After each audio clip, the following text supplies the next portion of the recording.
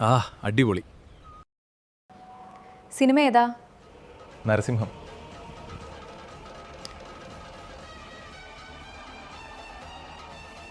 എനിക്കും കൂടി ഒന്ന് പുരട്ടിത്താടോ.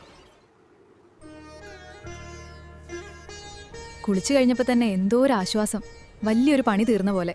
ചോറെടുക്കാമോ? നല്ല വിശപ്പ്. കുറേ നാളായി പരിപ്പ് കുത്തി കാച്ചിയത് കഴിച്ചിട്ട്. ആ എന്തുട്ടാ ടേസ്റ്റ്, സൂപ്പർ അമ്മു. ഇനി ഒരു ഉറക്കം പാസ്സാക്കണം.